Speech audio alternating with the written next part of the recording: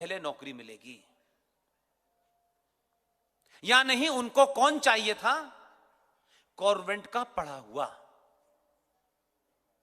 लेकिन आपसे पूछना चाहता हूं कि आपने गुरुकुल के बाद जब कॉन्वेंट की बात सुनी तो आपके मन में क्या आया? जो आपसे सिद्धांत गलती हो गई है, बुनियादी गलती हो गई है, जिससे आपकी पूरी पर्सनालिटी एक दीनहीन, एक लावारिस जैसी हो गई है। भारतीय परंपरा में ये जो शादी है, मैरिज का इंस्टीट्यूशन है। इस्लाम में भी मैरिज का इंस्टीट्यूशन है। उनके यहां शादी दो लोगों के बीच में जैसे बिजनेस कॉन्ट्रैक्ट होता है वैसे ही होता है। हमारे यहां मरने के बाद ही पिंड छूटता है, 7 जन्म का रिश्ता होता है। लेकिन यूरोप में मैरिज का इंस्टीट्यूशन नहीं था, मैरिज का कंसेप्ट नहीं था। इसलिए होता यह था कि वो ये मानते थे कि एक पुरुष का और एक महिला का मिलन किसी सुख के लिए है, किसी सुख प्राप्ति के लिए यह मिलन हो रहा है। लिहाजा उस सुख प्राप्ति में अगर कोई गलती से औलाद उत्पन्न हो गई, पैदा हो गई, तो वो उस परम सुख की प्राप्ति में एक बाधा है। ये उनकी फिलॉसफी थी। तो क्या किया गया? कहा गया कि भाई ये जो बड़े बड़े हॉल बनाओ और उन हॉल के बाहर में छोटी छोटी डलियाओं में छोटे छोटे गद्दे रख दिए जाए। तो उस परम सुख की प्राप्ति में जो संतान उत्पन्न हो गई, जो उनके परम सुख में बाधा बन सकती है, उस संतान को उस हॉल के बाहर रखी हुई उस डलिया में छोड़ाओ और उस हॉल की देखभाल के लिए एक बिना शादी करे मर्द, जिसे फादर कहते हैं, एक औरत, एक महिला जो बिना शादी करे मां कहलाती है, जिसे मदर कहते हैं। एक फादर और एक मदर उस हॉल में रहेंगे और ऐसे नाजायज और लावारिस बच्चों को पालेंगे। उस पालने वाली जगह को कॉन्वेंट कहते हैं। आप आज सरस्वती कॉन्वेंट स्कूल खोल रहे हैं। कहां से चले थे, कहां आ गए? और उस लावारिस जगह पे जो बच्चे पैदा होकर के वहां जाते थे, उनकी देखरेख के लिए सरकार यानी स्टेट फंड करती थी। उस जगह को कॉन्वेंट कहते हैं। आप गुरुकुल से चल के शादी के परम सुख प्राप्त करने के बीच में बाधा बनने वाली उस बच्चे के, नाजायज बच्चे के, लावारिस बच्चे के रखने पलने पिसने की जगह को कॉन्वेंट कहते हैं। और हमारे भारत में गली गली मोहल्ले मोहल्ले कॉन्वेंट खुल रहे हैं। और हम तमाम भारत के सनातनी हिंदू, बच्चा पैदा नहीं होता है उससे पहले हम सेंट फिडेलिस में उसके एडमिशन का रिजर्वेशन करा लेते हैं। उस बच्चे के सामने क्या डालिमा है? घर का पिता जब वो स्कूल जाता है तब सोता रहता है, जब वो सो जाता है तब वो रात में आता है। और जो एक इल्लीगल तरीके का, एक नाजायज तरीके का एक फादर और एक मदर है, वो आपके बच्चे के दिमाग को 8 घंटे तक खेलता है, वो उसकी ट्यूनिंग करता है। इसलिए आपका बच्चा जेंटलमैन की परिभाषा समझता है कि जो अंग्रेजी बोलता है, टाई लगाता है, हैट लगाता है, वही जेंटलमैन है। वो बच्चा जिसका बाप किसान है, कंधे पे हल रख के आता है, वो उसे जीवन भर जेंटलमैन नहीं लगता। हम जिन परंपराओं की तरफ चल पड़े हैं, इसलिए हमारा यह हश्र है।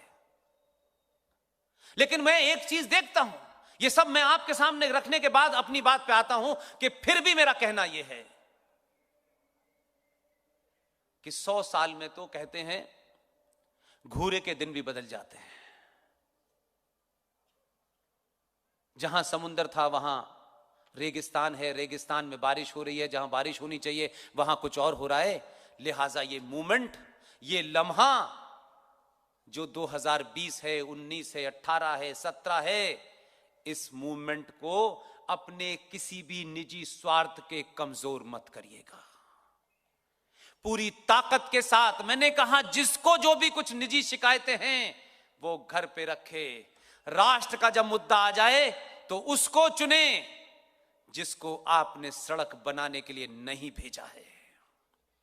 सड़क बनती हैं, बिगड़ती हैं, जीएसटी आती है, इनकम टैक्स बढ़ती है, घटती है, यह जीवन में हजारों साल से है, चलता रहेगा। और अपने अंदर हीन भावना पैदा मत कीजिए। जिस देश को 244 साल हो गए आजादी के, जो देश पूरी दुनिया को यह सिखाता है कि वुमेन लिबरेशन क्या होती है, महिलाओं की आजादी क्या होती है, जरा उस देश के गलेवान में हाथ डाल के पूछिएगा।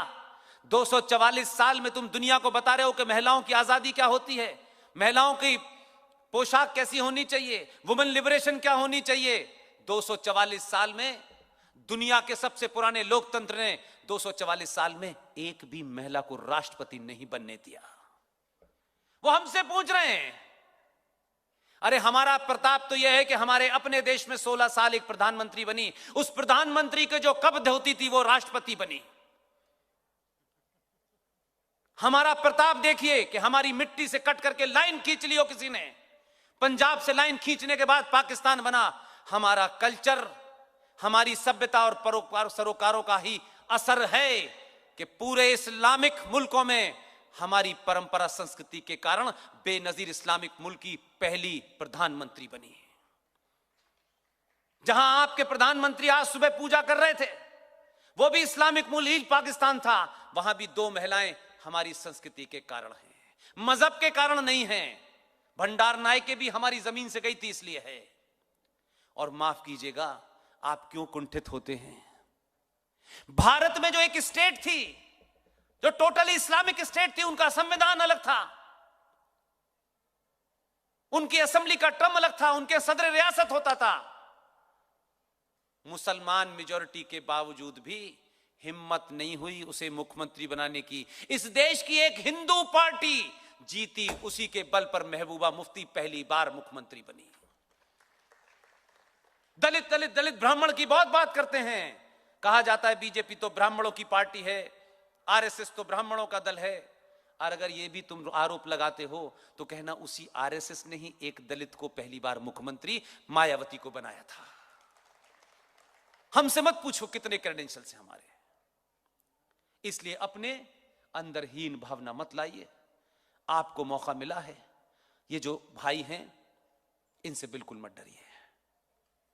इनकी 2 कौड़ी की औकात है, 2 कौड़ी की औकात है। ये भेड़ चाल है, ये भीड़ के साथ समझते हैं लोग डर जाएंगे, हर बात पे मारने की बात करते हैं, इस पे मार देंगे, उस पे मार देंगे, और बेईमान है। आप कहिए, मैं तो पिछले मेरा ख्याल 10 साल से कह रहा हूं ये बात, अपने राइटिंग्स में भी कहता रहा कि हम चाहते हैं कि भारत के 25 से 30 करोड़ मुसलमानों को पूरे तौर से कुरान के हिसाब से चलने की इजाजत दे दी चाहिए। एकदम डरिए मत, बिल्कुल मत डरिए। हर मुसलमान को पूरी इजाजत है कि शरिया के कानून के तहत वो चले, और नहीं चलेंगे तो सजा होगी।